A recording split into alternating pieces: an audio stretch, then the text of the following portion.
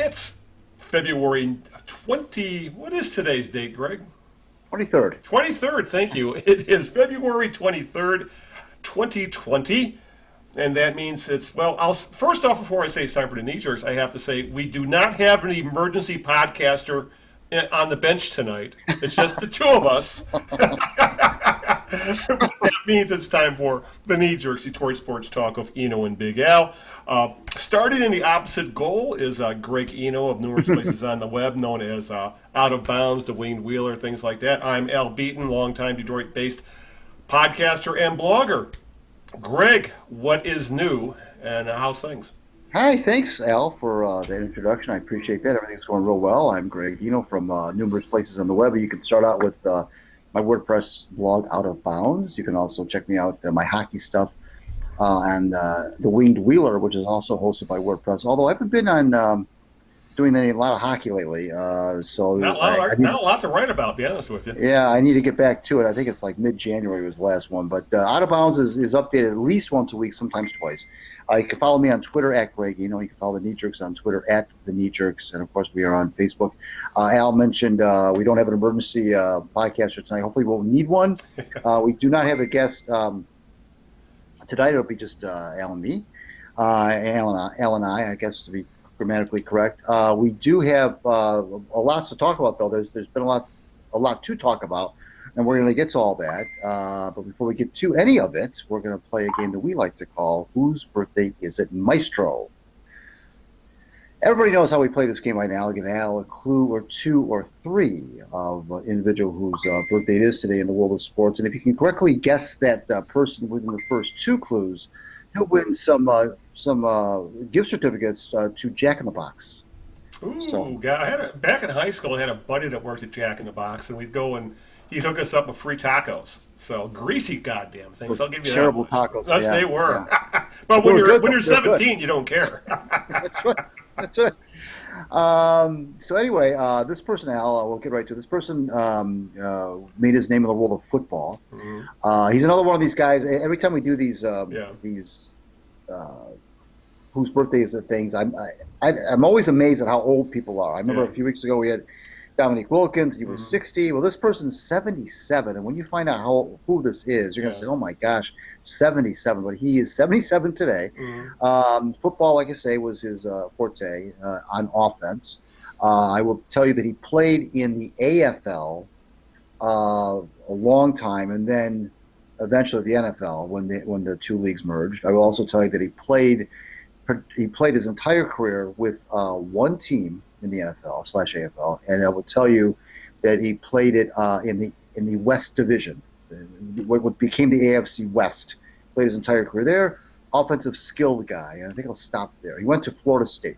Which I'd like to help you out. God, especially if you're talking old AFL, and I remember the AFL West was like Oakland and Kansas City, and those are the two that really come to mind. And the Chargers, of course. I'm just going to throw it out there because I know he played in both the AFL and the NFL, and he was a skilled. How about John Hadel?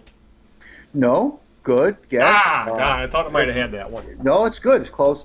Yeah. I got a couple other good clues for you, but for next time. But yeah, that's not a good guess. Same era, obviously. Yep. But not. And I think if I remember right, I think he was a Lions draft pick. He was. As a matter of fact, this person was also a Lions draft pick. Oh, so a bonus clue. Yes, he was. So okay, a bonus. Okay, I have a feeling now where it might be, but anyway, before we get to question 2, we have a lot of ground to cover. So we need to hit the ground running because we get to get a late start on recording as well. So we need to get going here. So. Rather than start with Detroit sports per se, let's start with an NBA topic. And it does kind of relate to us here in Michigan anyway because it's John Beilein. And I know you also wrote about that this week as well. Mm-hmm. And obviously John Beilein stepped down as Cavs head coach after 54 games. And before I say anything, I think Chuck Daly said it best about being an NBA coach. I managed 12 multi-million-dollar corporations rather than being a basketball coach. He was a manager, and his job was essentially to manage egos and sell them on what he was trying to do, and he was very, very successful at it. John Beilein, on the other hand, was not. The experiment went down in flames at 14-40 at the All-Star break. Apparently, Beilein's college coaching style never meshed with the modern NBA players, I should say. And there's been a lot of information, insider information, come out. The Athletic has had some great stories about how this all went down. And it looks like there was plenty of blame go around, glory to God, between the players' really open rebellion against Beilein's focus on the fundamentals and heavy film work.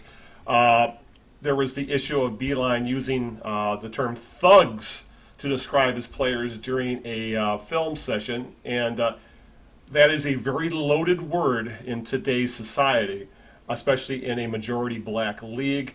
And he did claim he misspoke, and knowing Beilein, I'm sure he did, but it was a very, very bad look. And I think that might have been the final nail in his coffin in Cleveland.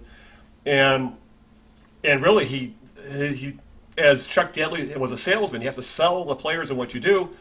Beilein at 67 years old, I think, really good. I think he was expecting to come in here, find a bunch of guys ready to learn, and instead he found out that he is essentially managing a bunch of multimillionaires who have more power than him, when he was essentially the CEO of the Michigan Wolverines and West Virginia before that.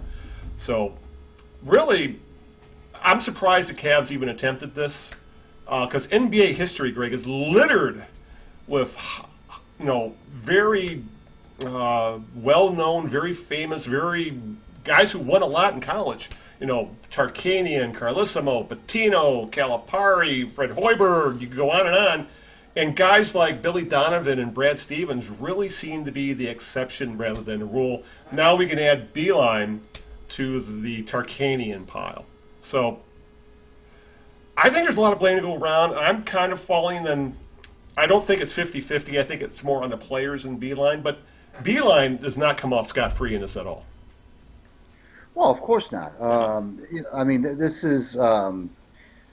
I got my face. I was all in on Beilein last year. I thought I wrote a piece about it. I thought he was as equipped as anyone to make the move. You and I both talked about his offense, and we talked about, maybe it wasn't such a crazy idea when the Pistons, he's supposed to. That's right. They talked to him a couple years ago. And we said, maybe that wasn't so crazy, because we started, instead of listing all the reasons why he wouldn't want to go to the NBA, we started listing all the reasons why he would. And, we came up with this list of the things that he may be getting sick and tired of doing in college and so forth. And I thought, soft media market for the most part. The team just won a championship a few years ago, so they got that out of their system. A bad team, which I thought would be a positive, because there wouldn't be a lot of expectations and so forth. And it just ended up being the same thing that gets every college coach, not everyone, but it gets a lot of college coaches that go to the NBA. You mentioned Brad Stevens being an exception, and of course Stevens is that much younger than. Yeah, that's great, because he was very young when he got hired. Yeah, but you mentioned the thug thing, and which was an unfortunate. We'll just give him the benefit of the doubt and say it was an unfortunate slip of the tongue, but all that does, Al, is underline that generational gap and that disconnect that a 67-year-old guy would have from the players that he's 40 years their senior, and at least 40 years their senior. So there's that disconnect. There is a generational gap there for sure, and a racial gap and so forth. But at the other hand, Beilein did come from a college, where he did coach a lot of African American players in college at Michigan. So it's not like he's never coached black kids before. But and a lot of guys that became first-round picks. So it wasn't I don't know. Let me ask you this. It's I think the NBA is a different animal in that practice time is limited, film work is limited. That's what I said. That was one of my concerns, was that he's not going to have the practice time or the film time. And that's his thing. And at Michigan, that made it. Every year we get stories about how Beilein, he constantly drilled his players on the absolute basics when it came to footwork and passing and shooting form. It sounds like oftentimes his practices were more fundamentals than actual X's and O's. And in the NBA, that stuff doesn't fly with a 19-year-old guy who just signed a 5-year $50 million contract. Well, right, but also the the I don't blame Beeline for making the move. I mean, as No. badly as it turned out, which was the piece I wrote last week. You mentioned is that, hey, look, he took a shot. I Yeah. mean, you can't fault a guy.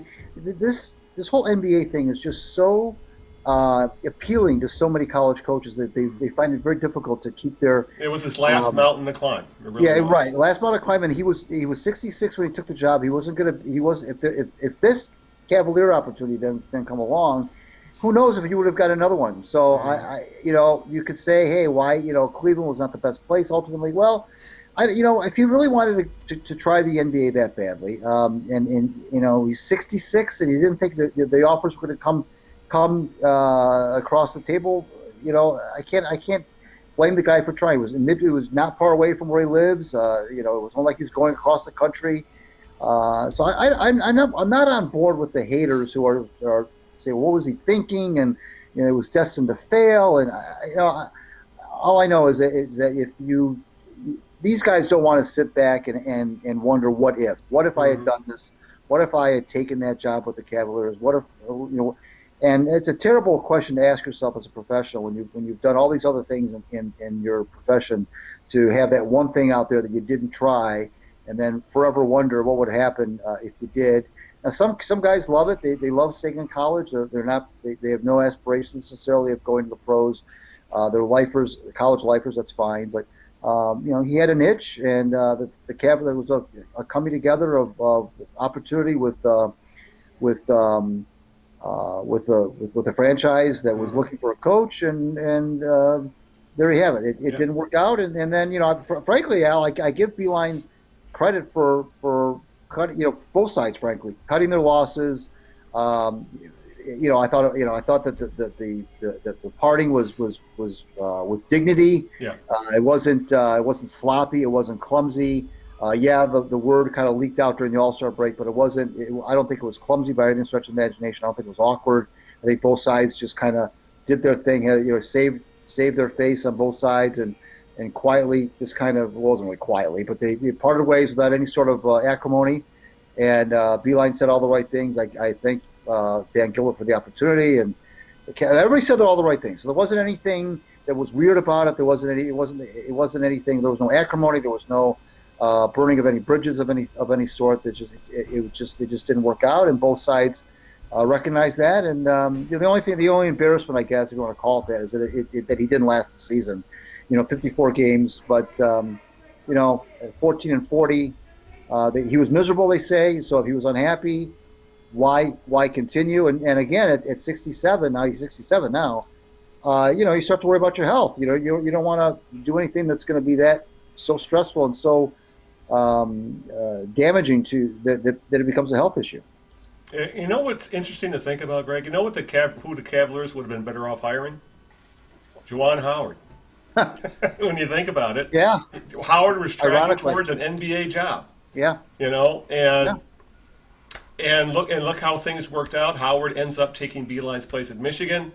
Realistically, Michigan was kind of like Michigan State is this year after football team, where Beilein left them at maybe the worst time to try and hire a coach, and they managed to land on their feet with Juwan Howard, who looks like he's obviously he's doing things a little bit differently in Michigan, but he's got them on track for a decent NCAA seat, and they look like they're going to be a really tough team to play in the tournament. So it worked out in the end. It worked out for Michigan because of Howard, but. If Cavaliers had come along and talked to Juwan Howard first, I bet you he would have jumped at the opportunity to become an NBA head coach. And it's weird how things work out, though. Yep. And all of a sudden now, Juwan Howard looks like he could be a long-term guy in Michigan. And Beilein, who knows what he's going to do? You're right that it was handled very well. Now they're going to essentially put him give him a corner office and say, okay, you can spend the rest of the year here and. Everybody, and then you can leave peacefully at the end of the season, and walk away from the other 4 years of his contract. I just got to wonder now at 67 years old if he's even got any interest in going back to coaching, because odds are there's a reason jobs become open, and it's usually because it's a bad situation. And at 67 years old, could you see Beilein wanting to take over Northwestern or Indiana or something like that? I have a hard time thinking that. I mean, the opportunity could open up, but you got to think this might be the end of the road for a guy who's had an absolutely Hall of Fame level career. Yeah, I mean, it wouldn't surprise anybody if it was, and it would be a little bit surprising if he did take another college job. It would be surprising if another college would hire a guy who would probably be past Short term. 70. Yeah. Short term, or at least past 70 when his contract Yeah. expires or whatever. But he may just maybe he got this out of his system, and then that was the last thing on the bucket list. Yeah. And now he'll enjoy retirement. But you never know. These kind of guys, Exactly. sometimes you have to drag them off the court. I mean, they just love to coach, and it doesn't matter how old they are, and they just seem to find the They're energy. a different breed of person. Yeah, for sure. You really are. All right, let's stick with NBA. And, apparently, Greg, Ed Stafanski is now a tank commander. Nice. As the Pistons apparently have gone all in on tanking. Since the trade deadline passed, since we last talked, actually, the Pistons have lost 5 consecutive games. This is after trading Andre Drummond for essentially a bag of chips. But if the Drummond trade didn't convince people that the Pistons were serious about tearing it down, this past week, Greg, that really should change anybody's mind. If they had any question that a rebuild was going to happen, this week I think proved it, as they bought out the contracts of point guard Reggie Jackson and power forward Markeiff Morris, which now makes, Greg, Luke Kennard the longest-termed Piston, which really says something. Jackson and Morris are now they negotiated buyouts, and they actually went on to better situations. Jackson signing with the Clippers and Morris signing with the Lakers. And to replace them, the team has now given 10-day contracts to point guard Jarrett Walton Jr., the ex-Michigan Wolverine point guard, and a kid from their G League team in Grand Rapids, forward center Donta Hall, who's having a great year down there. He's kind of like a poor man's Ben Wallace type of player, and they're now on the roster. So it really looks like, Greg, that the Pistons are now going to use this opportunity, what's like the last quarter of the season we have here, to experiment with prospects on 10-day contracts, brings people up from the G League, things like that. It's kind of disappointing that maybe they weren't able to get any kind of draft pick specifically for Morris, but it would have been a shitty one at that. And, it takes 2 to tango. And I'm not going to get all uptight. Oh, they could have traded him for a second-round pick. Big deal. He's off of there. They don't have to worry about his because he also had a player option on his contract for next year. He could have been here. So I guess I can't be surprised. It's just that now we have 4 officially rebuilding teams in this city, and we're going to see some really bad basketball for the next couple of years. Well, so be it. We knew it. Yeah, we know it going in. You're right. So be it. This is a long time coming. This is overdue, and this has been put off and kicked out. The can has been kicked down the road so many times with this franchise, and this is their only path. I'm glad that they're embracing it. I'm not crazy about the moves that they've made, of course, in the past, and I'm not crazy about how other teams in the NBA seem to have these younger, more dynamic executives that seem to be making these very cunning, very wise moves.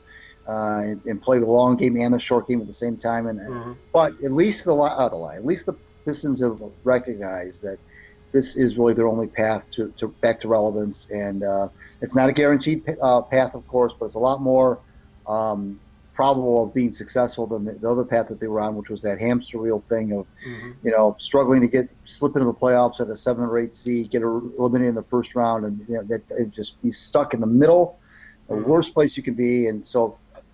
At least now that the reality has set in, and they win 17, 18, 19 games this year, so be it. The next year, so be it. They need top three. They need a top three draft choice in the worst And way. they need to nail that pick. Oh yeah, and they need a guy to come in and just really be the franchise guy. I mean, they've drafted a lot of pieces. Mm-hmm. You mentioned Kennard. Kennard is one of them. They've also traded away a lot of pieces that would have been nice.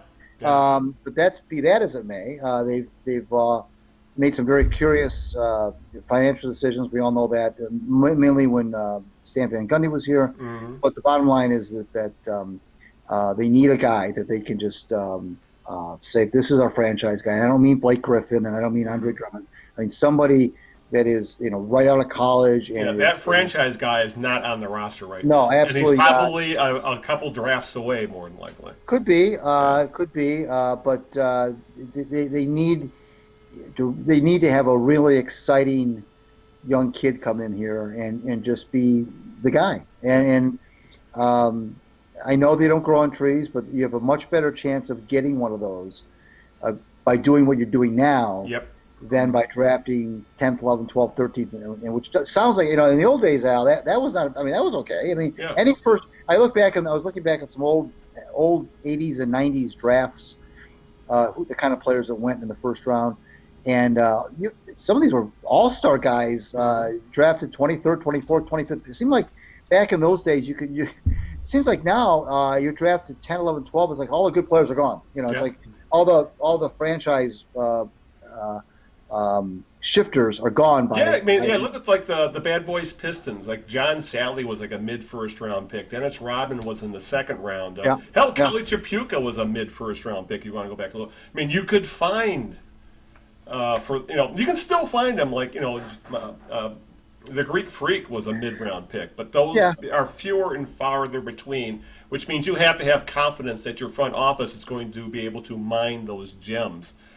And that remains to be seen. I mean, the Pistons have done okay with some of these guys, like Bruce Brown, for example. Again, he's a role player. Right. He's, on a good team, he's, he comes off the bench and plays defense for 15 minutes. He's not your starting point guard. Right.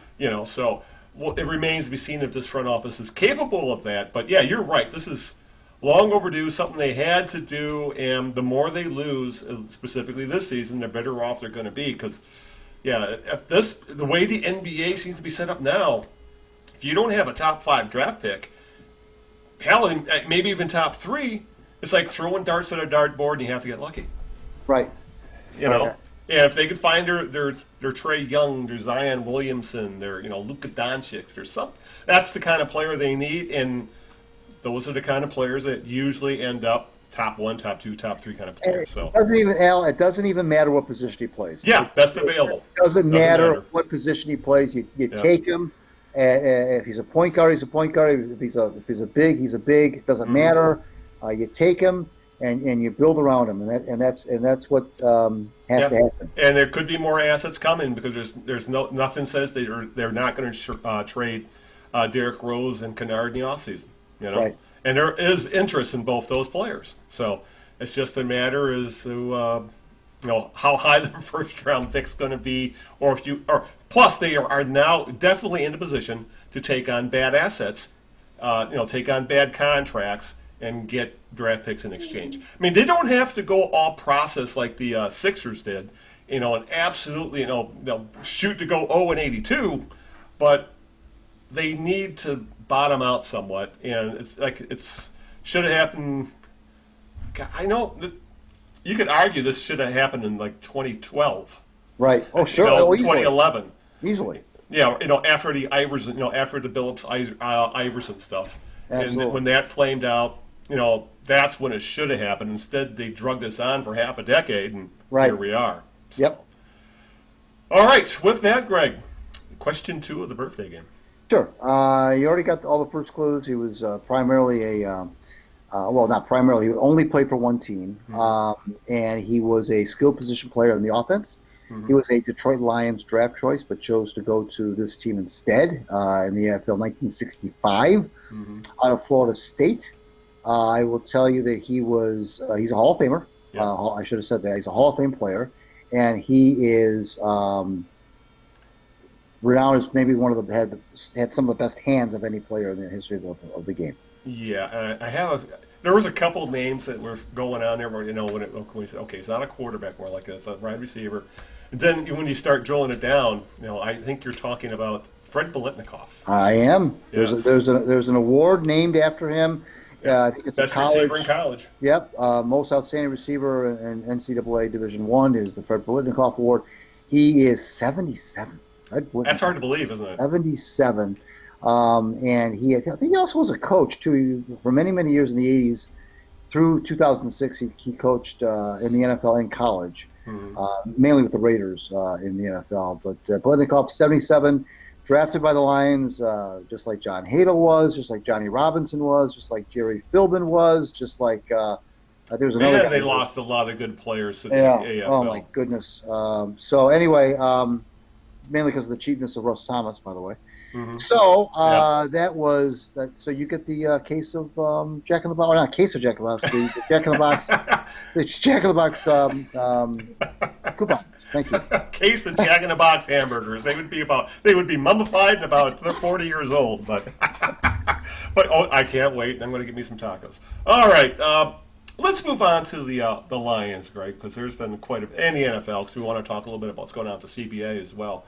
But as part of my notes, when I put the notes together and I forwarded them to Greg, and Greg comments or whatever, and I got an email back from him about the Bernie Smilovitz report that the Lions were having trade talks involving Matthew Stafford, and Greg's reply was, the next scoop Bernie gets is the first scoop. So, and that is very true, because we went through this, 2-3 years ago with Brad Ausmus. Right. Where he actually reported on his 11 p.m. broadcast that Ausmus was getting fired, which he didn't. But, but obviously that happened. That was like breaking news story, and if you're not local, if you don't see, or if you don't watch local news, Smilovitz is your typical. The vast majority of his sports broadcasts is playing bloopers, more or less, I guess. It's he does like 2 or 3 minutes, and it's pretty. It's hard to believe to even bother with local sports on the local news anymore. But every once in a while, he tries to get his journalistic Jones on, and he comes up with something like this. Well, the Lions obviously denied this 100. I think the term that Bob Quinn used was, I deny that 100%. And WDIV, the station he works for, they doubled down on their sources. And essentially, they said, Bernie said, whomever said, we find tremendous validity in what we are reporting because of what Kelly Stafford posted on Instagram. She posted that if Detroit was done with her husband, then they would like to go live in LA and play for the Chargers. The Chargers need a quarterback after Phillips Rivers has left. The fact that Kelly posted that before our report tells us things were going on behind the scenes, and our sources later confirmed it. Again, we are only reporting trade talks for Stafford, and those talks have definitely taken place.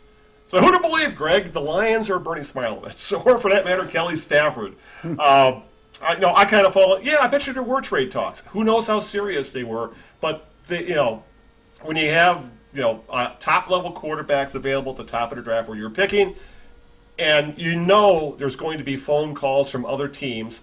The Patriots may be looking for a quarterback. Chargers are definitely looking for a quarterback. Those teams, of course, are going to call the Lions and at least put a feeler out there saying, are you thinking about getting rid of Stafford? Would you like to get rid of Matthew Stafford and make an offer? Just talking. Would be 100% surprised that didn't happen. So I'm sure there were something going on. The Lions taking a call from the Chargers. But to think they're actively going out trying to trade Stafford, I find that pretty hard to believe, specifically because of the monstrous cap hit it would take. Now, I think they're reporting they would have $26 to $30 million in dead cap money that they would not be able to use this year if they traded Stafford before next year. So the whole thing is kind of ridiculous because they started their reporting because of what Kelly Stafford posted on Instagram. But yeah, I bet you there were trade talks. It's just to what level they happened, who the hell knows? Well, the thing about this is that with Bob Quinn and Matt Patricia being on supposedly a short leash this year, Right. with if you want to believe what was said by the Ford family at the end of last season, that it basically playoffs or else. Although again, it was not really. People want to say that that's what they said, but that's not really what they said. But we read that as it may.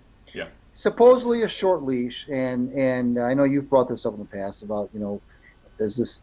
How will this or will it affect the way that Bob Quinn does business? Right, those business, the decisions that he makes, knowing that he's got this short-term pressure on him, and trading your franchise quarterback at this juncture wouldn't appear to be something that would align with that, unless you're really going to take a gambit and say, well, I used his injury last year to kind of buy myself some time. If we trade him, then I can use that as exactly. But I don't think that's the mindset. I think the mindset is we have to win some football games, and unless they're going to draft Tua and make him and install him as a starter, which they're not going to do that either with Stafford on the payroll, then it seems to be much ado about nothing, and it doesn't seem to align with the win now or else mandate. Now, if you take the win now or else mandate out of the equation, you can still talk about the Lions drafting 2A, and you can still talk about him being the heir apparent to Stafford, and Stafford does not get traded. He remains the number one quarterback at least in 2020, and I can see that kind of scenario playing out. But I can't see a scenario where the Lions would flat out trade Stafford at this juncture. You mentioned the cap hit. That in and of itself might prevent you from doing such a thing. Yeah. But with the thing with Rivers and the Chargers, I think that's just it makes for a logical landing spot, of course, if you're going to trade him, because the Chargers are in such desperate need of a quarterback. But are the Chargers looking for? Rivers I don't know how old Rivers is. 34, 35 by now. I think he's like 37 at this point. Okay, that old. Okay, so he's got about 5 years on Stafford. Right. So, but okay, that's fine. But I don't know that if you're the Chargers, when you really not won you haven't really done any. I mean, Rivers is kind of like Stafford in the sense that he's been around for a long time, hasn't really won anything. Yeah. They've had some success. They've bobbed to the surface on a couple of occasions. They've got into the playoffs a couple of times. It's a very similar career. I bet you, it'd be like the old baseball reference, similar players by age. Right, right. And I'm sure Phillip Rivers and Matthew Stafford would be on the same thing. Right, exactly. But I don't know, the whole Chargers thing, I don't know that the Chargers would want to get rid of Rivers only to bring in somebody like Stafford who's 32, or going to be 32, or if he already isn't 32, he's going to be 32 before the season begins. And I don't know if that's the move you want to make if you're the Chargers. I mean, I think if you're the Chargers, you kind of want to, start in a perfect world, with a younger guy. They get a younger quarterback. You're right. Yeah, you want to start with a young guy who's not making a bajillion dollars, and so I don't buy into the whole Stafford Chargers thing either. I from this Chargers standpoint, I just don't buy that. So I don't think he's going to be traded. I think what we've seen now with this number 3 pick Lions have is how here's what I wish they would kind of do. I wish the NFL would move the draft up to maybe March, because I don't know why there needs to be as much time. I don't think we may have talked about this. I don't know why. They've moved it back. Before it was something like that. I don't know why the draft has to be. We have to wait till April for the draft. I think the draft, frankly, April, the baseball season has already begun. Fans they're excited about that, and I know March. You've got the March Madness and so forth, but I don't know why with all this draft, mock drafts, and all this talk, and it's just talk. We're still 2 months away from the draft. And I know I probably am noticing it more here because the Lions have the number 3 overall pick, and there's a lot more buzz when you've got the number 3 overall pick than if you've got the number 25th overall pick. I understand that. But be that as it may, there's always going to be a team that's got the number 1, 2, 3 picks. So there's always going to be this talk about what they're going to do, especially if it's not, there's some years where it just doesn't make, it's not a guarantee of what teams are going to pick which players. So I don't know why why the NFL couldn't bump this up to maybe late March. I don't know. It just seems like there's just so much. Maybe that's what they want. Maybe they want all this kind of talk. I'm sure that's probably what it is. It keeps them in the headlines all summer, all spring long. I'm so tired of hearing about the Lions, what they're going to do at number 3, and we're still 2 months away. Oh yeah, you make the mistake of turning on a local sports, the one local sports talk station here in town, or the big one, and it's like, who are the Lions? What should they do at number 3? Should they trade down? Well, who would they trade down with? And or no, obviously, trading Matthew Stafford, or should they? It's or what's the latest Mel Kiper mock draft have to say? It's, oh my God, it's exhausting at this point. I mean, it'd be like talking about the NBA or NHL trade deadline in November. Yeah. You start talking about it in November and not even stopping talking about it until the deadline happens. I mean, this has been the moment the final whistle blew of the season. The time ran out in the last game of the season when it was known that the Lions would have the number 3 pick. That's all we've been talking about. We've been talking about it for 2 months now, since Christmas essentially, and now here we are with still 2 months to go to still talk about it. Yeah. And I don't know. It just. The combine is this coming week. That's just going to drive more draft talk. It's awful. There's not going to be, and the thing is, Al, nothing's going to happen.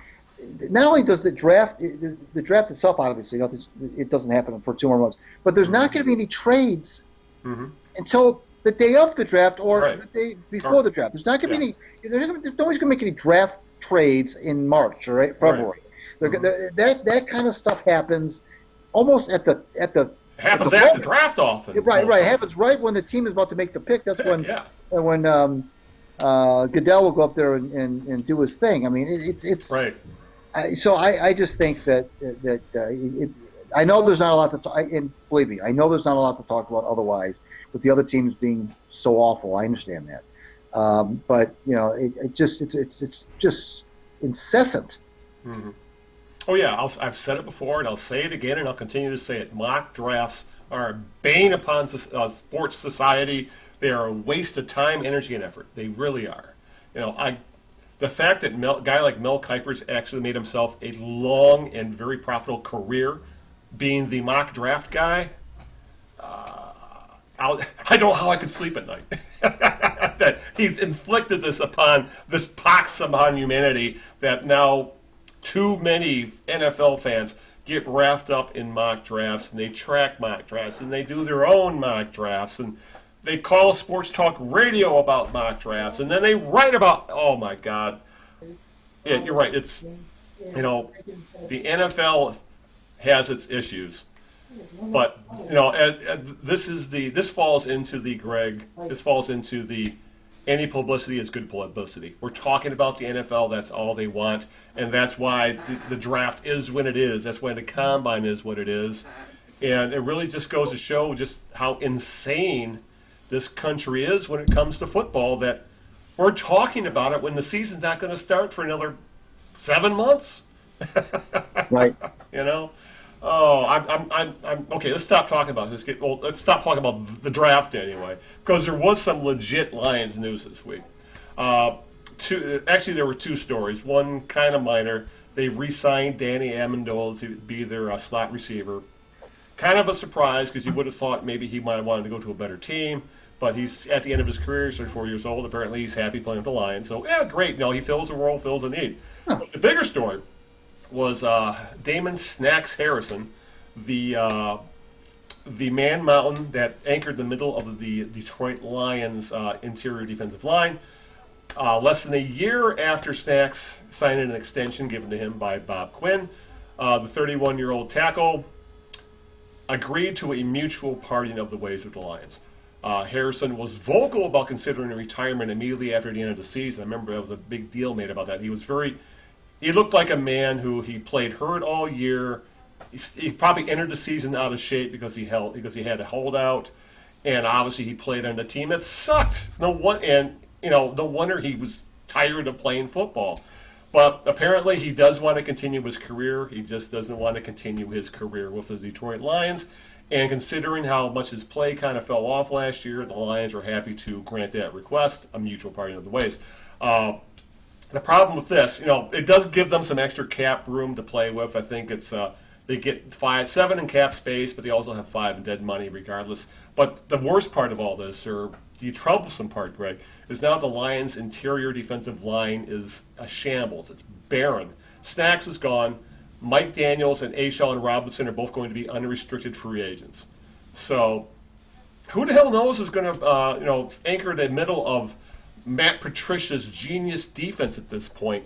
Now they may have to spend that high first-round draft pick on a defensive tackle. I mean, there is a couple that are ranked in the top 10, but it just creates another hole they have to plug. And if the other things that go down, like trading Darius Slay and possibly trading Marvin Jones, I just don't know what the plan is here. With this. Oh, and let's not even talk about, this is the second guy in less than a year that got a contract extension, and then it was either cut or traded. Obviously Quandre Diggs. So I have no idea what the plan is at this point. I really don't. Well, that's a good. You're right. I mean, I know in the heat of the moment, which I understand. Your last game was just played. The heat of the moment. It was a rough year for. You've lost like 8-9 games in a row. At least. Yeah. And then you personally didn't have a great season. You were battling injuries. Yeah. I can see where at that moment, emotions are high. And he is a very open. He's open on social media. Yeah. He talks to the media. He wears his heart on his sleeve. Right. So, but on the other hand, it's about production. And, and he didn't have it. It's about age and it's about production. And while the production was definitely there in 18, it just wasn't there for a variety of reasons. It wasn't there in 19, and the Lions are not. They have to make some decisions, and I'm not going to beat him up for this. This is not. He's not. Harrison's not going to be whether they have Harrison or don't have Harrison isn't going to affect this whole scheme of things anyway. Yeah. I just think that one issue is you give the guy an extension.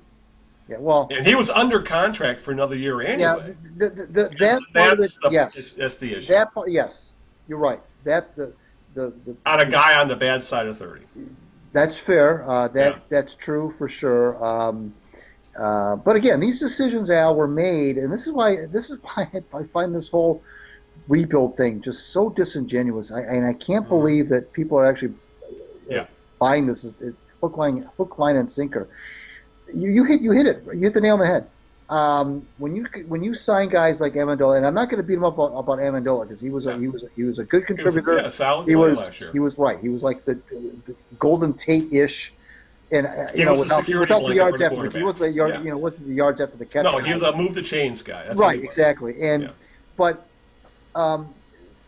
you hit on it with the Harrison contract. With that kind of that's rebuilding teams. First of all, rebuilding teams don't even acquire Harrison to begin with. Right. Secondly, they don't do what you just said, what they did with the extension and so forth for a guy on the other side of 30. Because why? Because there wasn't a rebuild. It only became a rebuild when the team tanked and they lost 1 million games in a row. Right. Then it became a rebuild, and that's somehow Quinn et al. Sold the Ford family on the fact that now we're in a rebuild magically. Yeah, they're trying to retcon history when he was hired to get this team over the hump. And now it's a rebuild. Go figure. They were not, Al. They were not in a rebuild they were not in a rebuild as recently as last October. They were not in a rebuild. Right. So this whole rebuild thing is just a scam. It really is. And so, charlatans, bunch of charlatans. Be that as it may, it bought them another year. We'll see what happens. Yeah. But the Harrison move is exactly the kind of move that rebuilding teams do not make. Yeah, that's a win now move. Exactly. Right. It's and what gets me is that there is a segment of the fan base that has bought into this. They have a plan. They're doing what needed to be done. It's like they were 9-7 2 years ago. It's like, oh my God! It's think about this. Who was a better general manager at this point? Think about Martin Mayhew took over a team that went 0-16, had them in the playoffs 3 years later, and were a couple very bad referee calls from making it out of the first round of the playoffs. And here we are, Bob Quinn, who was taking that over that team, at the very least, a team that if was competitive for a playoff spot. They were a 500 team, get a couple breaks here and there. They're in the playoffs, but they're in the hunt. And now they have the third draft pick in the goddamn draft. 2 years after missing the playoffs in the last game of the year and finishing 9-7. I want Mayhew back. And I know it was time for him to move on, but I just don't see. Oh God, we've gone around in circles about this. We both agree it's not going to work. All they're doing is dragging it out another year. But I'm almost ready for to bring back Matt Millen, because at least there was more jokes when Millen was around. But this is the asset management of Bob Quinn. It's just very, very questionable how he's doing this. You know what, Alan? That you hit on a very important aspect of this whole thing. Yeah. And it's not just with Quinn with the Lions; it's with Stafanski and the Pistons and all. Yeah. And although again with Stafanski, I'll give him a little bit of leeway because he's still trying to clean up the mess left over by Stan Van Gundy. So I'll give him a little bit of leeway there. Mm-hmm. But you mentioned it, the way the and all you have to do is just look around you, look around the NFL and see how other teams. Look how the 49ers, for example. Yeah. Look how the 49ers, how cunning they were under John Lynch. Who would have thought? Here was a guy. There's that comparison made between Lynch, of course, and Matt Millen because they both came from the broadcast booth with no experience, right? And were given control of teams. I understand that comparison. That's fair. It seems to be apples to apples. The difference is that unlike Matt Millen, that as far as I know, until the Lions came calling, had no aspirations to be an NFL general manager. I don't think that was on. It's like he did it on a whim. I don't think it was on his list. I think he would have been perfectly content to be a John Madden type and be in the broadcast booth his entire up until he retired. But the Lions came calling, and that happened. Lynch, on the other hand, and I wrote a piece on him before the Super Bowl. Did a little research. Lynch did want to do this. This was something he's been wanting to do for quite some time, actually. And the reason why he wanted to do it with San Francisco is not only he went to Stanford, which was number one, but number two, he just wanted to be part of that organization. He wanted to bring that organization back to glory and so forth. And this was something I don't know how that equated in terms of any homework he did or any sort of prep work he did to get himself ready for that. But it was something that was on his mind. I mean, it wasn't like he wasn't thinking about it until the 49ers came calling. He had been thinking about this. So when the opportunity arose to do this, I think he almost reached out, I think, to the 49ers first, frankly. So this was something that he wanted to do. And when you have your mind set on something you want to try, you tend to be more prepared or more you've done a little bit more vetting than you would if somebody, in all fairness, like Matt Millen, who was just minding his own business in the broadcast booth with Dick Stockton, all of a sudden is made the GM. So what Lynch did, he made that cunning move with Garoppolo, and he made a lot of smart. He hit the draft. He hit some winners in the draft. He did really good free agent signings, and before you know it, they're look what they're doing. And they almost won the whole thing. And now whether they'll be back, I don't know, to the Super Bowl, but I do know that they're going to be very competitive for several years to come because they've got a lot of good young players, and they've got a good young coach. And so, but of course, we said that about McVay with the Rams. The jury's out on whether they'll be back. But the 49ers look like they're primed for success. They've got their quarterback, for example, and everything seems to be. Seem to be set up for success in the next several years. So and there are other teams now who that asset management. You're right; it's so important. It's always it's that being thinking 2 or 3 moves ahead. Yeah. Teams that don't win in the NFL or in pro sports in general are basically teams like you hit on earlier that don't have plans. They don't have a plan. They everything's done up by the seat of their pants. They don't act, they react. Exactly. They react instead of be proactive, and everything is done in the moment. There's not it looks like sometimes they'll even give the appearance that there's some sort of a long-range plan, but most of the decisions that are made are based on on that very narrow focus of what's going on just in the immediate future, and there's not that move that's made to make the next move to make the next move, like a chess. Right. It's like chess, yeah. And there are a lot of that is so important. It's so important how you handle your money, how you make your decisions on who you're, and that's why the Patriots have been so successful. Mm-hmm. It's not just that they've got good players, but they've made all the right decisions. It seems like on who to let go, when to let people go, who they let go, and when they let them go, mm-hmm. and they just have. Obviously Tom Brady has a lot to do with this, clearly, right. But they seem to know when to let go of assets and when to acquire assets. And that's what the good teams do. The bad teams, like the Browns, like the Lions, and a few others, they just don't seem to be able to get out of their own way. And they you mentioned perfectly, they react, and oftentimes what happens when you react is you're behind. You're behind. You're one move behind. And those moves add up, and you end up being what they've been the last couple of years. Yeah, the Pistons weren't rebuilding 2 months ago, but they are now. Because their hand was forced.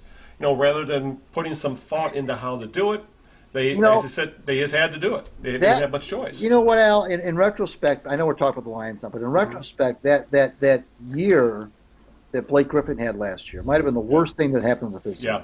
Because all that did was give everybody false hope, and they almost would have been better off if he was just the injury-prone Blake Griffin from the get-go, and he did not have that. He had a great year last year. There's no question about it. Oh yeah, no kidding. A great year.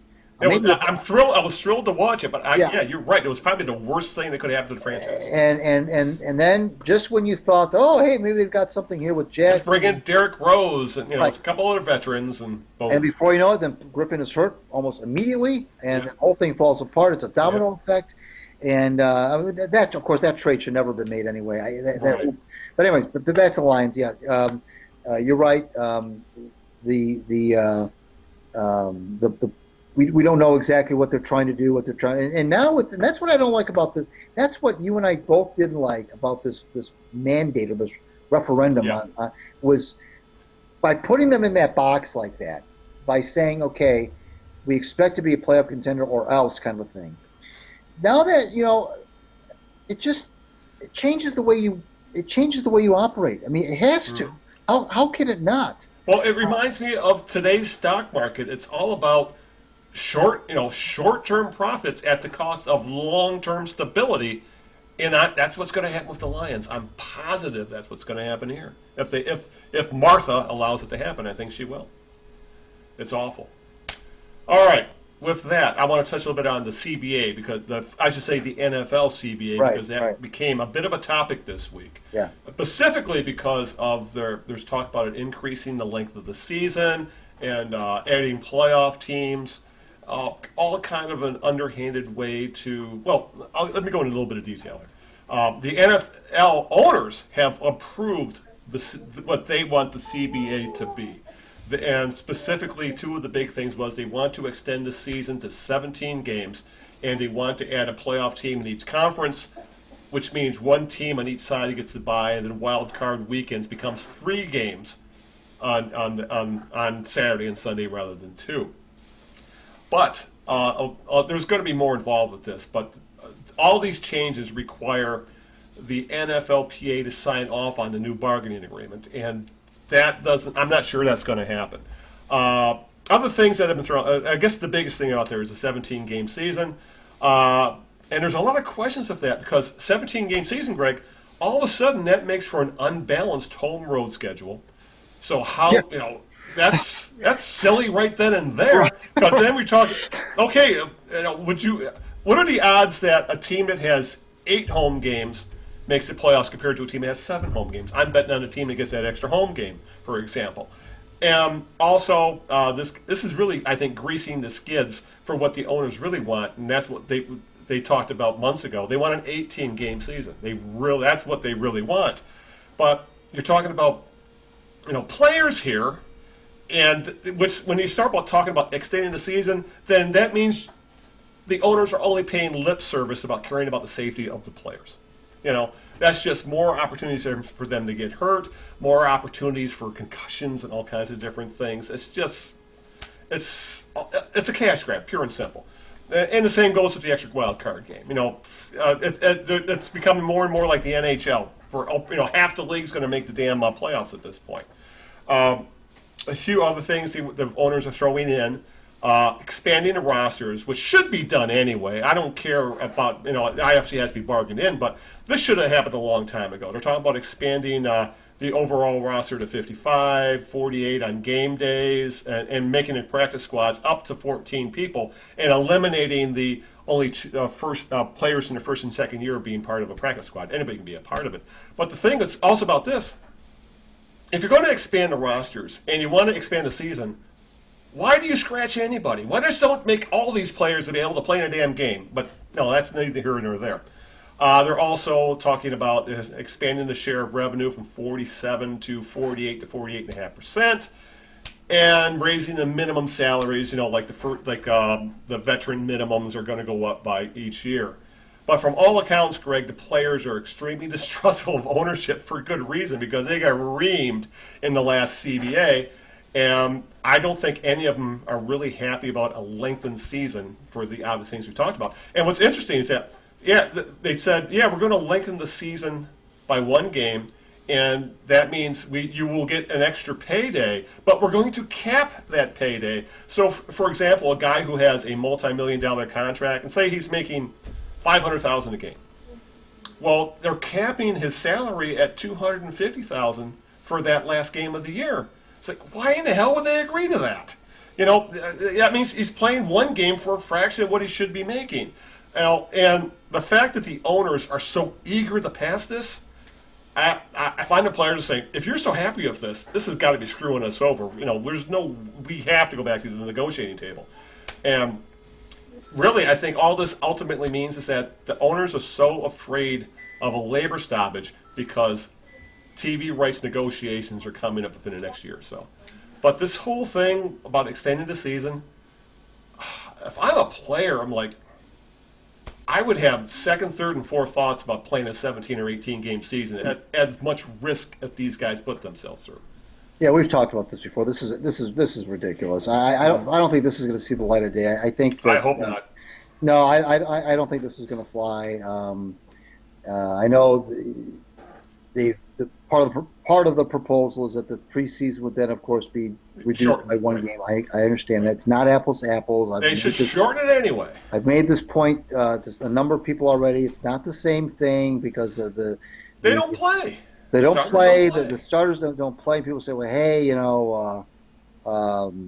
you could get hurt in an exhibition game, and that's true, I suppose. But the starters are kept out of these games for the most part, and so it's not apples to apples. You can't say it's not taking one preseason game away to add and you can say, well, it's still 20 games. Well, it's not the same. Yeah. Now you're adding a regular season game where the starters do play the whole time, right?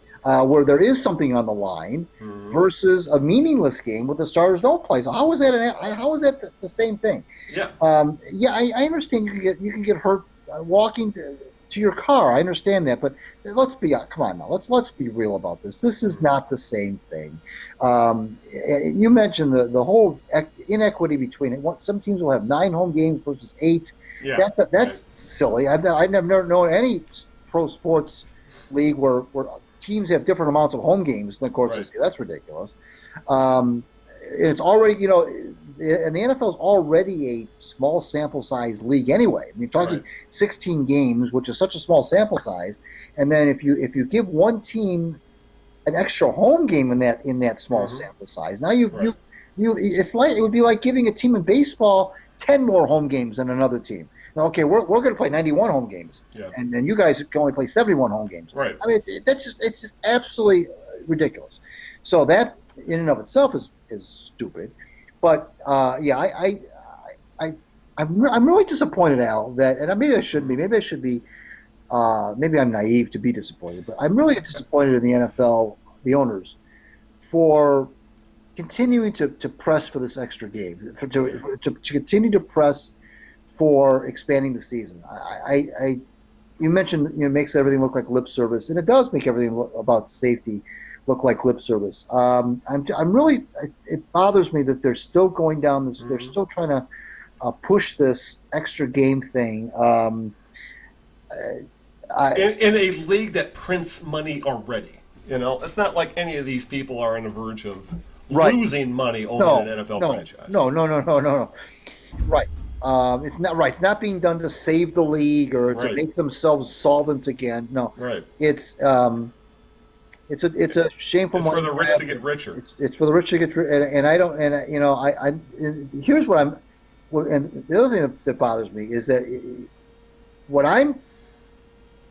And I'm being very cynical now about this. Is that you and I know better, and a lot of other fans also know better as well. And fortunately, I've seen most of the commentary I've seen by fans has been on our side, which is this is ridiculous. Player safety has been mentioned. I kind of held my breath a little bit because I was waiting for these people to come out of the woodwork and say, "Well, they're making all this money. They should play as many games."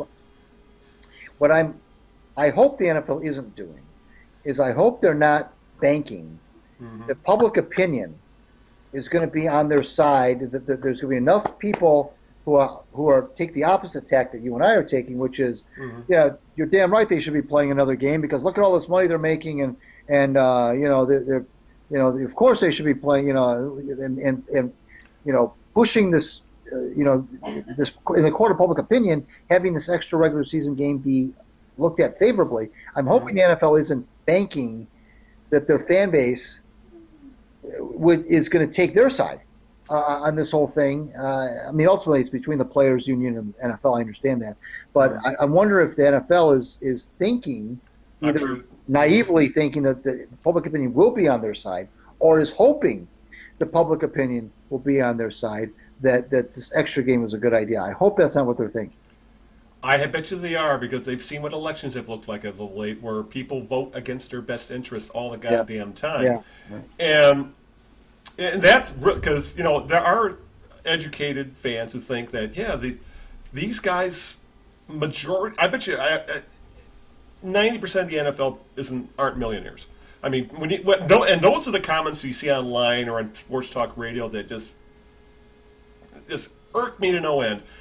These guys, they make millions. They should just sign the CBA and give us more football.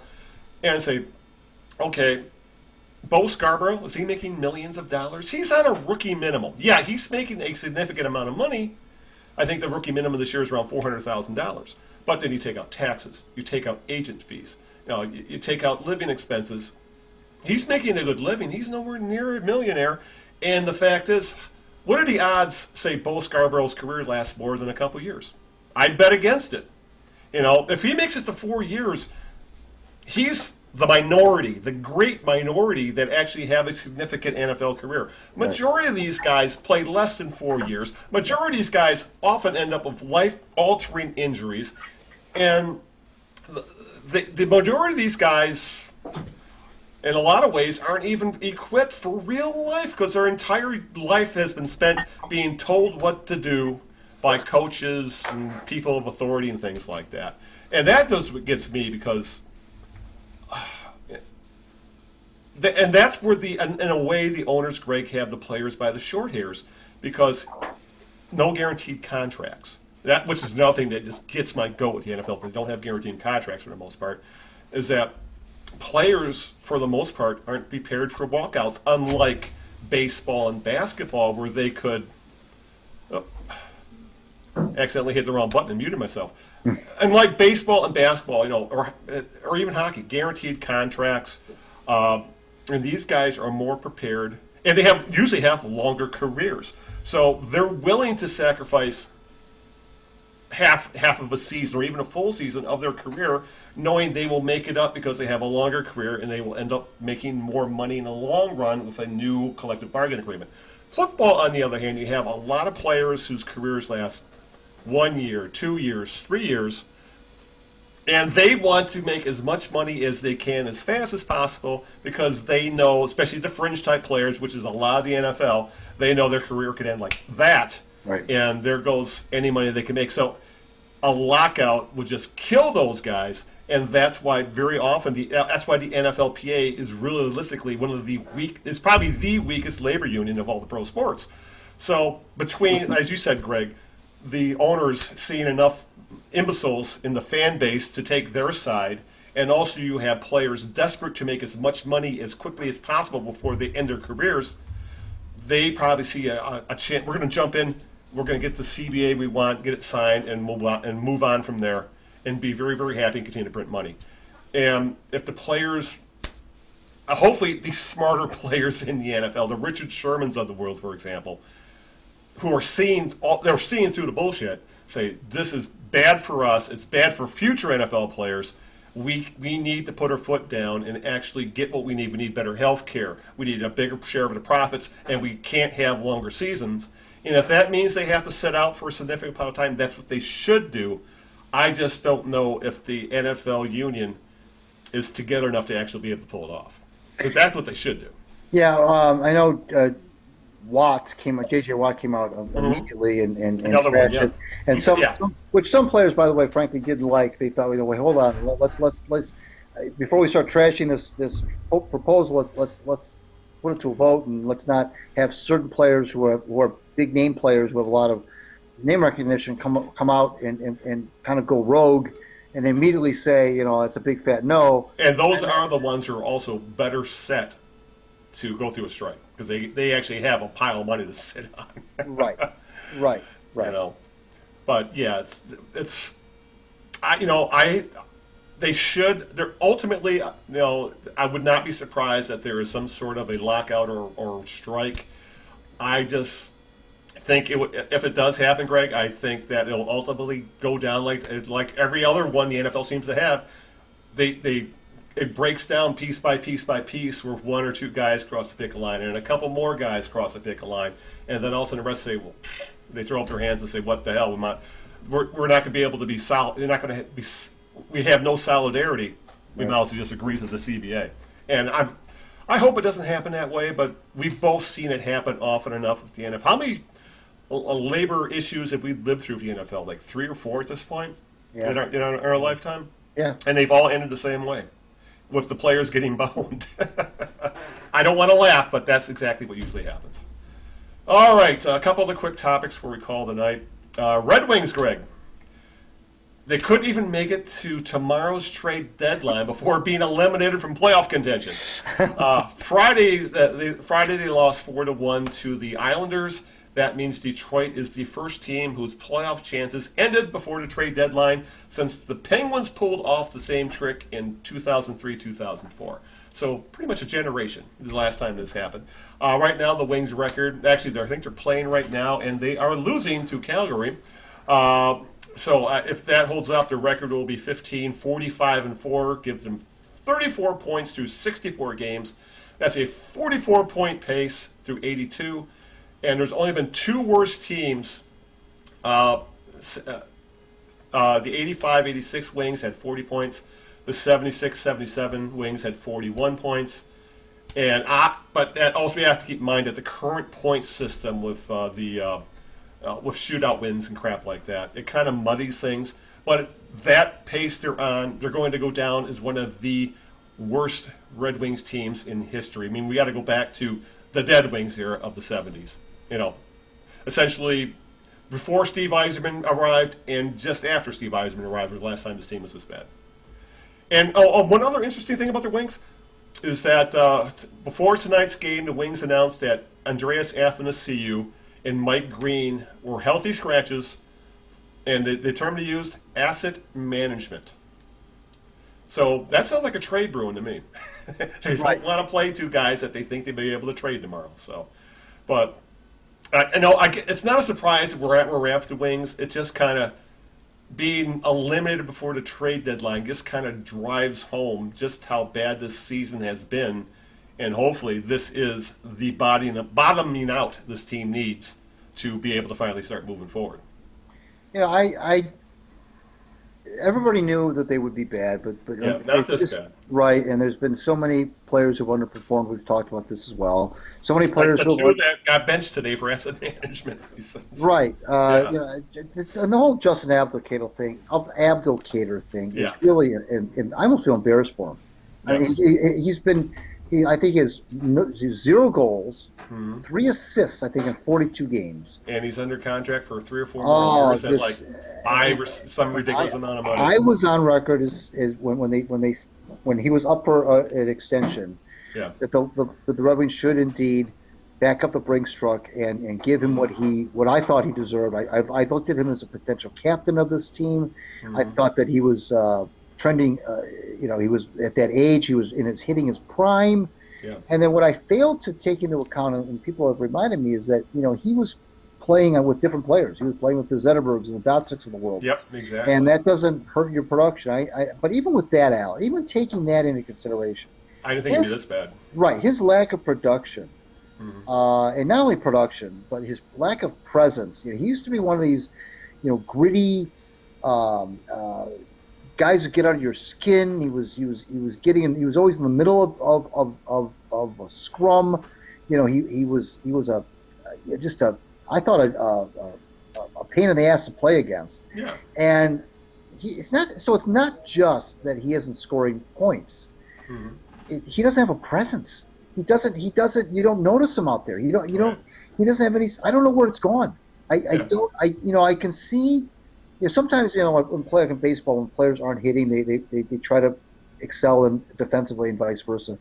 And it seems like, okay, I'm not scoring. I'm going to try to be effective in other ways. I'll hit people. I'll be an agitator. I'll be he's not. He doesn't bring anything to the nothing. And he's just symptomatic of Franz Nielsen and all these guys that just completely let Blashill and everyone down. I mean, with just complete lack of production. And the goaltending has been, Jimmy Howard has had a bad year. I mean, thank God for If they didn't have Jonathan Bernier, I don't know where they'd be. Who knew Bernier would be the savior for this damn team? If it wasn't for him, who knows what their record would be?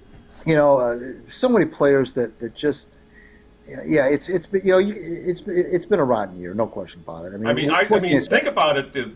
Howard's been outplayed by a Zamboni driver out of Toronto, so. Right. But yeah, it's gonna be interesting to see what happens. I'm sure Yzerman wants to do a lot at the trade deadline, but as you said, the guys that we thought could be trade chips have had shitty years for the most part. Mike Green has been a non-entity. Trevor Daley, what the hell has he done this year? Right. Athanasiou, who once thought to be one of the foundation guys of this team, has the worst plus-minus number in the damn league right now. He's another guy that now they may be just selling low on and moving on from him. So it'll be interesting to see what Yzerman does tomorrow. But he's kind of handcuffed, as you said, by these underperforming and overpaid players that no one is going to want, and that's thank you, Kenny Allen, for that matter. So right. All right. One more topic, Greg, before we call it a night. And we got to talk a little bit about spring training. Baseball is back. Spring training has begun for the Tigers, and Tigers propaganda abounds. And it's the flowery prose coming from Lakeland is hitting the papers in earnest, Greg. And have you heard Miguel Cabrera lost weight and looks really good, and he has power? Oh, boy. He's in great shape. Franklin Perez, he looks impressive after not pitching for 2 damn years. Tarek Skubal, he's been lights out, Riley Green is going to be a future Gold Glove winner. Daz Cameron and Derek Hill are very, very confident they're going to make their mark this year. Jordan Zimmerman looked good in his first outing. I know the guys for the newspapers, because I think both papers have their beat guy down there, and they have a columnist or two down there, and they have to churn out content. But this flowery bullshit that they're putting out on a team that is probably going to lose 100 games, which would still be a great improvement over last year, that's just it's just bad. I know they have, it's the time of year where, everybody's excited at baseball coming back because we know spring won't be far behind, and everybody loves baseball. At least we do. But the fact that, it just feels like I'm trying to be sold something I know isn't true, and I think, the beat writers and columnists should know better, but I think they get kind of caught up in it too. It's kind of like, reminds me, when Lions training camp hits and the beat writers saying, "Boy, this so-and-so defensive back made some great plays during drills today," and then he's cut 3 weeks later. You know what I'm saying? It's kind of the same kind of crap. But to the Free Press's credit, for example, they did write another article saying, the headline being, "Tigers ticket sale low turnout can be blamed on one thing: all of the losing."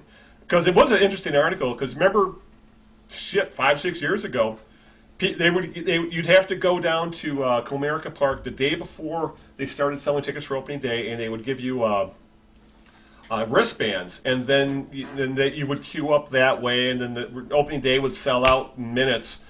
And now, I think in this article they were saying that they had 6 or 7 ticket windows open, and they had 6 or 7 people in line. Everybody got their own personal ticket taker, and that's the realistic thing going off the Tigers right now. Apathy abounds. No one believes in the front office, and it's great Miguel Cabrera lost weight and he's in great shape supposedly, but why should a guy being paid $30 million have to have his arm twisted to be in shape? That's the kind of crap that bothers me about all this. It's great Miguel Cabrera lost weight over the winter because he hired a personal chef and things like that.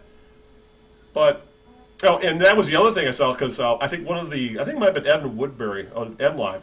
He posted on Twitter that, like, for the last 7 or 8 years in a row, the Tigers have posted Miguel Cabrera's listed weight as 249 pounds.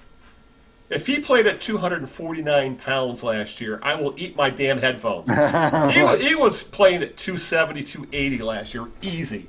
And that's, and it just kind of bothered me sometimes that you're paying this guy to be productive and healthy till he's 40 years old, and he's not holding up his end of the bargain until this year, and even then that remains to be seen. So, yeah, it's great that, there are some promising people, prospects down in Lakeland. But, don't take a crap, put it in my face, and tell me it's flowers, because that's what this shit feels like. Well, it's okay to, spring training is a time of renewal, and it's a time of optimism, and let's play 2. Yeah. Yeah, I don't even. I've written, I think, and I promised myself I would not do it this year, because I think 2 or 3 years in a row now I've written Miguel Cabrera pieces in February and March about him. And last year the one that I wrote last year was I don't trust his body. I don't trust anything about him. I mean, because last year he was saying, this is every year they say the same. He says the same, all the right things about great, and all the balls coming off his bat, it's making a different sound. Makes a different sound. That's it. All that stuff, and every year his body breaks down because and that's what's going to happen this year. He's 37. Or going to be 37 if he isn't already, and he's a big guy, and they just don't age well, and he's just I think it's great. I'm not wishing anything bad against. I don't wish anything ill against him, but it's good for him that he feels good. I'm not going to poo-poo that, but all I'm saying is that this, we've been down this road so many times. He is what he is, and it is what it is, and that's just the way it is. And when it comes to the other thing you're talking about, like you said, you have to churn out content. You can't be, on the other hand, Al, it would be untoward to be doom and gloom in February. I mean, I think what the Tigers have done is they've signed some big league players. I mean, with Kwan and with Scope and with Nova and so forth. At least they've we have praised them for that. Maven. At least they've got guys now who are big league players. I mean, that's the first. I mean, that's they couldn't. they just couldn't go into this year with another roster of AAA players. I mean, they already have enough of those to begin with. So at least they brought in some people, granted on short-term, relatively cheap contracts, which is fine. That's the way it should be done. Right. But at least they brought in big league guys who are big leaguers, who are genuine big leaguers. That's the first step. To at least be some sort of bridge to the future of Tiger baseball. Right. But I'm not, it's a long season, and my feeling is there'll be plenty enough time to bash this team once the season begins. but at least I don't see them losing 114 games this year. They'll probably lose mid to high 90s again. Yeah. And even that would represent almost 20 game improvement. Yeah. But I think that's possible, given the fact they still play in a lousy division. And if you look at that division, Al, it's not the greatest. And the Twins have to prove it to me that they're capable of doing this 2 years in a row. The Twins, if you look at their recent history, have not strung together 2 good seasons in a row in a long time. Now, they do seem better equipped this time to do that because of the talent that they have, and they hit the ball out of the ballpark. And they signed Josh Donaldson to a big contract. I'm surprised they spent that kind of money. I'm sure they'll be good. I'm sure they'll be north of 500. Oh yeah. The Indians Which is all you need in the Central at this point. The Indians are, I think the Indians are starting to think it's time to rebuild again. Their window is at kind that of point. closing. Yeah, exactly. And obviously the White Sox are on the upswing. They're hoping to be last year's Twins, I think. Some of the signings they made and stuff like that. And the Royals are worse than the Tigers at this point. So, but yeah, I do agree with you that the media guys at Lakeland have to churn out content, and it's got to be tough.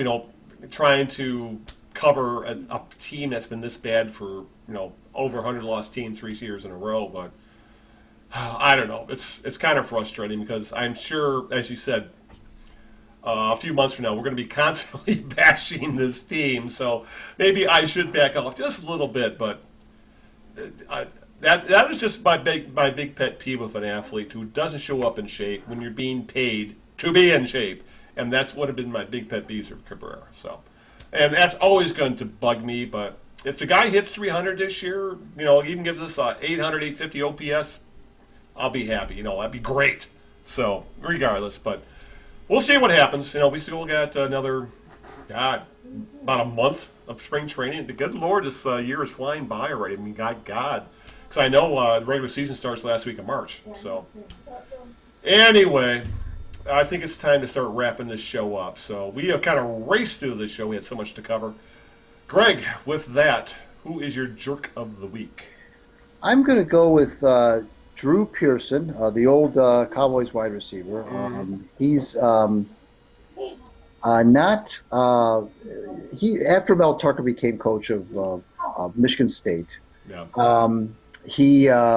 Pearson's grandson, apparently, Torrin Pittman, had signed a letter of intent as an outside linebacker for Colorado, which is where Tucker came from. And so Tucker leaves Colorado, takes the job at Michigan State, and Pearson takes to Twitter and says that Mel Tucker's a con man. He's he recruited my grandson to go to CU, said he wasn't going anywhere, then ups and leaves. Sat there and lied to my face that he wasn't going anywhere. So I want to beat him up today on social media. What else can I do? Well, how about first of all just accepting the fact this is the way it is? I mean, it's a broken system. I mean, your grandson can transfer. He can go somewhere else if he doesn't want to go to Colorado. He can play anywhere he wants. And is he really? And here's the other thing: these kids, a lot of times they wouldn't ever be able to get into a school like Colorado unless they played football. No, I don't know anything about this Lauren Pittman or whatever his name is. I have no idea what Drew Pearson's grandson is like. I mean, maybe he's a very smart kid. I don't know, but all I know is that Pearson's got to back down a little bit. I mean, come on now. I mean, as if his grandson's the only one who's ever had a coach who's left. I mean, Mel Tucker's not a con man. He was presented an opportunity to double his salary. Drew Pearson would have done the same thing. So my jerk of the week is Drew Pearson for going way off kilter about his grandson. Yeah, this is one of those times where I don't think I don't think Tucker's the bad guy. The system is the bad guy that allows for this kind of stuff to happen. And and hopefully the NCAA finally, because I know the Big Ten has pushed for it. Now the ACC is going to push for it, allowing players to have at least transfer one time and not lose a year of eligibility or not being forced to sit a year. That I think would calm a lot of people's nerves when it comes to coaches, recruiting guys and then bailing, when they get a better deal. Which I don't blame the guy for leaving. I mean, Michigan State threw a boatload of money at him to essentially, cover Mark D'Antonio's tracks getting the hell out of Dodge. So, but yeah, I do agree with you there. But I'll just say this: the NCAA system is so broken at this point.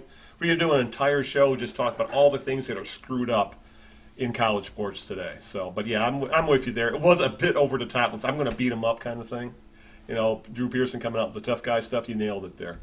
All right, my jerk of the week. I'm going back to Major League Baseball, and I think I need to pile on Rob Manfred some more. When you think that Roger Goodell is the worst commissioner in Major League sports.